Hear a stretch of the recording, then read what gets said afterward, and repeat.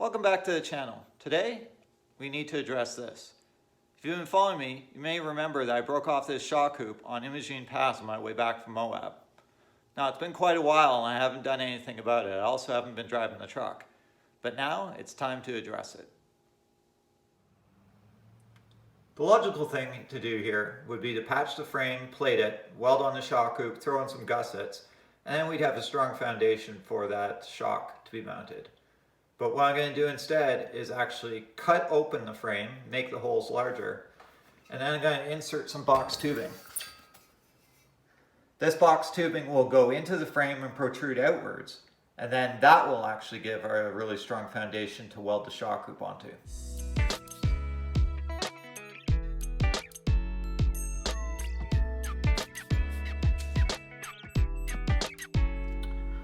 What I've done is I've taken a sliver off of the square tube that I'm using.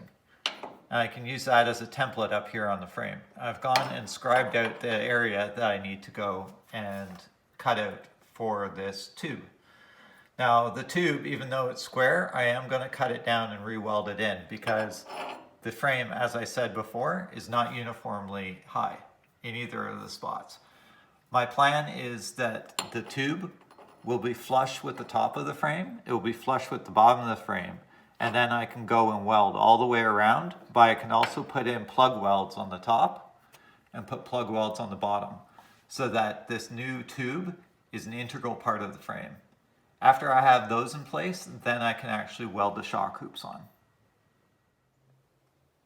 I didn't record it, but I ended up opening up the frame. Now what I used to open up the frame, for the most part, was this air reciprocating saw. I used this to go and cut a rough opening. And then just to go and make the opening a little bit better, I used this air belt grinder. And between those two tools mainly, I was able to open it up. And now, width-wise, it fits the 3-inch tube that I'm looking to use. I just have to go and cut it and then section it. And then that way, once it's cut to length and I section it, it will fit right in those holes. So next, on to cut down the 3-inch tube to length. What I'm using here to cut the 3-inch square tube is an old-fashioned cut-off saw with an abrasive disc. Now you can use those new saws with a metal cutting blade on it, but I don't have one of those, so I'm just using one of these. To section the 3-inch tube, I'm just using a standard angle grinder with a cut-off disc on it. Notice that I'm making multiple passes instead of cutting through in one pass. Although the abrasive disc can make it through in one pass, just cutting through, it wears away the disc much faster, and they tend to fragment a little bit easier when you do it like that. If you take multiple light passes the way that I'm doing it, you cut through almost as fast, you don't wear through your disc as quickly, and there's less chance that the disc is going to shatter into a million pieces. Now that I've cut the 3-inch pipe into two pieces, I'm going to take 3/8 of an inch off of one of those sides. The distance from the top of the frame to the bottom frame is about 2 5/8 inches. So by taking 3/8 of an inch off, I should be able to put these two pieces back together and they fit in the hole. After a quick test fit to make sure that I don't have to remove any more material, I bevel the edges so I can lay a bead of weld deep inside the joint.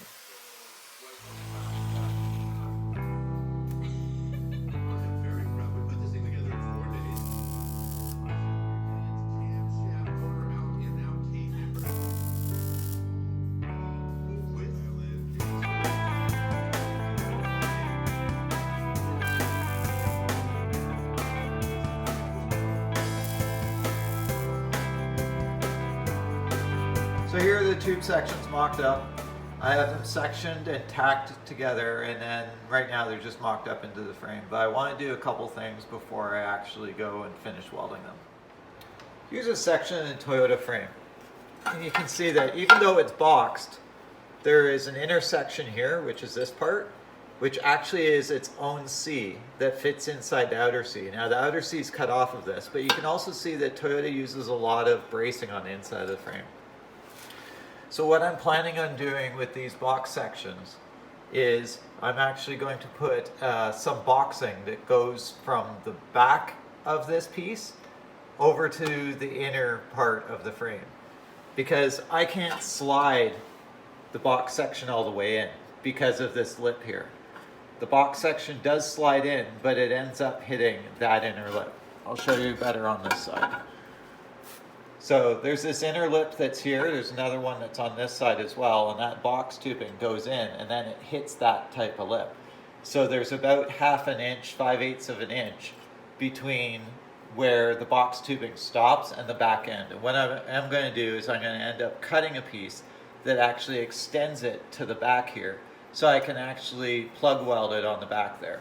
You can see in this one here there is a hole.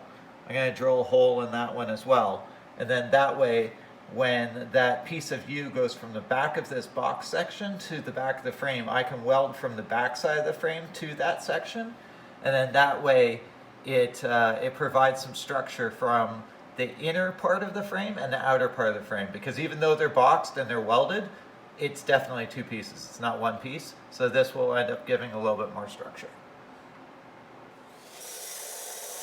To make supports for the shock hoop supports that we just made, I cut up a piece of 2x3 box tubing, and now I'm going to section it the same way I did before.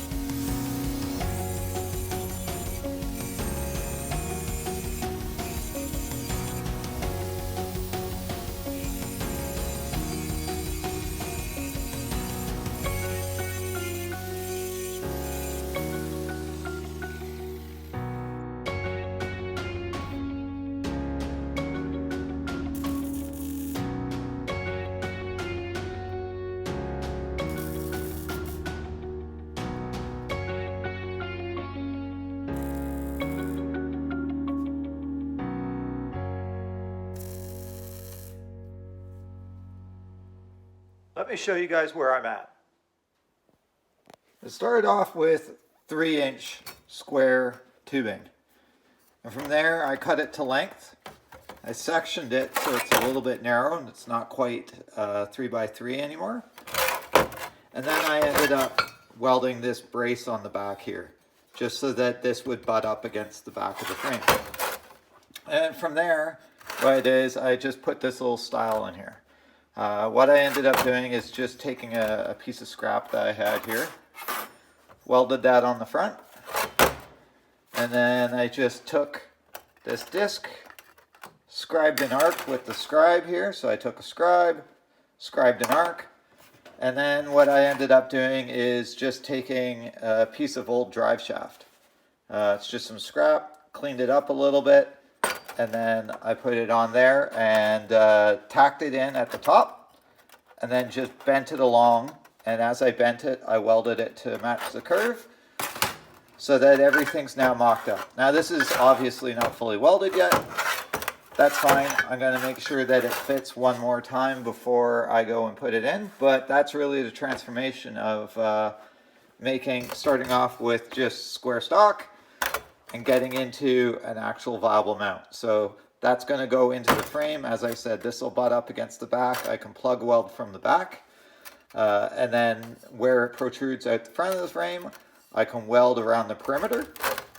So then I'm going to have, really, this piece is going to be completely integrated in the frame, making a really, really strong mount. I doubt I'm going to have any problems with the shock hoops moving forward.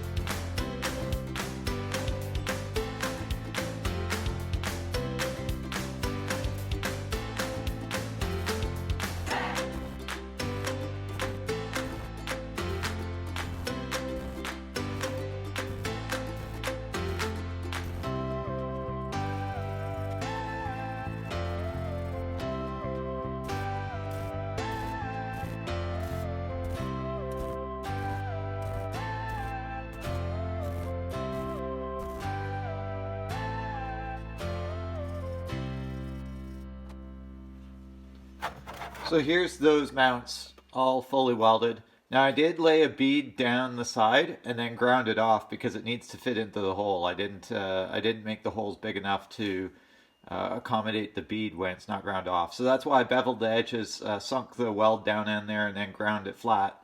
But everywhere else I just left it. This I didn't do a bead just because this actually plate here, if you remember, I used some drive shaft material which isn't very thick, and this is. This is 188 wall, and I'm not sure what that is, 065 wall or something. But I just went and stitch welded it all the way around, and I'm not going to grind it off just because I don't need to. It'll fit in there, and it will look just fine. So those are going to sink into the frame now. Again, on the back side, that's going to butt up against the back side of the frame, and then I have holes in the back side of the frame where I can go and plug weld or stitch weld this to the back side of the frame. And then once that's in, I can go and perimeter weld all the way around the mounts. So let's go see what it looks like on the truck. Here's a preview of what they look like mocked up. Now these need to get welded in still, but this is the idea that I was going after. So as you can see, they do stand out enough. Now what I'm going to do is have the shock hoop come up off the top of these platforms, but these will be fully welded into a frame. and then I'll put the shock hoop on afterwards. So now it's time to burn them in. Here are the mounts all burnt in. I went through and I did a couple passes on them. Did a first pass and then followed up with a thicker, hotter pass. So there they are, all burnt in all the way around, all four sides. And then again, I went on the back side as well. That's where I drilled the hole in the back of the frame, and I did that first. So I went and used a C-clamp to go and hold it as far back onto the frame as possible. I went in, welded the back side first, just threw out the hole on both of them. And then I came to the front side and welded around the perimeter of these. So they look mighty strong. Welds aren't the best, but that's all right. Once I put some paint on there and then it's inside the wheel well with all the mud and everything, no one's gonna see it anyways. They're strong, they just aren't the prettiest welds in the world. So next is to mock up the hoop and get that trimmed to size. Here I am mocking up the shock hoop. I don't have a test shock, so I used this 2x3. I just had a length of 2x3, it was a little bit too short, so I ended up jacking up the axle a little bit with the floor jack to get it into place. Now that it's in place, I know that it's in line. I went and tacked in the shock hoop, and it's ready to be burned in permanently. And here it is, the new and improved shock hoop. It's hard to video within the wheel well, so I didn't capture all the steps, but you guys get the picture. Welded it in solid. It was a little tricky to get around the back of the shock hoop, but it's all good. Just need to throw some paint on there now. It's pretty beefy, probably a lot more than I need to do. I probably could have got away with just plating the frame and doing the same way as I did before, but I'm confident that this is going to be a lot stronger. So those box ends go directly into the frame as you saw, and then the shock hoop just welds right on top of it. I don't have any gussets still. I might put some of those on, but I'll probably leave it for right now just because it's a bear to go and try and weld in there. It'd be a lot easier with the cab off. But yeah, all done. Looks good in my opinion. Welds aren't the prettiest, but they're strong, so that's all that matters. Anyways, if you'd like to see some more of this content, make sure you subscribe. I'm going to be doing a little bit more work on this truck. Also going to get back on top of the BJ42, and other projects are down the road. Stay tuned.